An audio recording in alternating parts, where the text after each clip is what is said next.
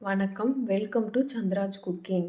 ஒரு கடாயில் 1½ கப் அளவு குதிரவாளி அவல் சேர்த்து மிதமான தீயில கைவிடாமல் 2 நிமிஷம் போல் வறுத்துக்கலாம். இப்போ பாருங்கள் வறுபட்டுருச்சு.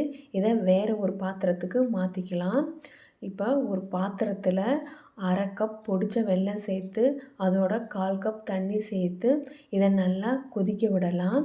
எந்த கப்பில் அவல் எடுத்தோமோ அதே கப்பால் வெல்லம் சேர்த்துக்கலாம். இப்போ இதுக்கு பாகுபதம் தேவையில்லைங்க. இப்போது இது பாருங்கள் நல்லா கொதிச்சிட்ருக்கு. இது ஒரு பக்கம் எடுத்து வச்சுக்கலாம். ஒரு கடாயில் 1 டீஸ்பூன் நெய் சேர்த்துக்கலாம். நெய் உருகுனதும் 6 7 முந்திரியை உடச்சி சேர்த்துக்கலாம். அதோட 10 திராட்சையும் சேர்த்துக்கலாம். மிதமான தீயில் வறுத்துக்கலாம். பாருங்கள் முந்திரி திராட்சை செவந்துருச்சு. இதோட 1/2 கப் அளவு துருவின தேங்காயை சேர்த்துக்கலாம். தேங்காயோட ஈரப்பதம் போகிற அளவு நல்லா வறுத்துக்கலாம்.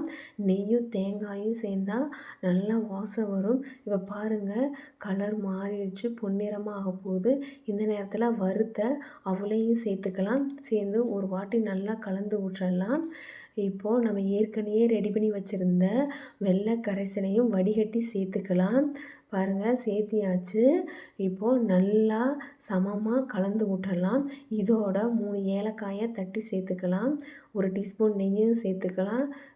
இதையும் நல்லா ஒரு வாட்டி கலந்து விட்டுறலாம். இந்த அவல் ரெசிபி 4 நாள் வரை வெளியே வச்சு சாப்பிட்லாம், கெட்டு போகாது. உங்களுக்கு இந்த வீடியோ பிடிச்சிருந்தா லைக் பண்ணுங்கள், ஷேர் பண்ணுங்கள், சப்ஸ்கிரைப் பண்ணுங்கள். தேங்க்ஸ் ஃபார் வாட்சிங். தேங்க்யூ.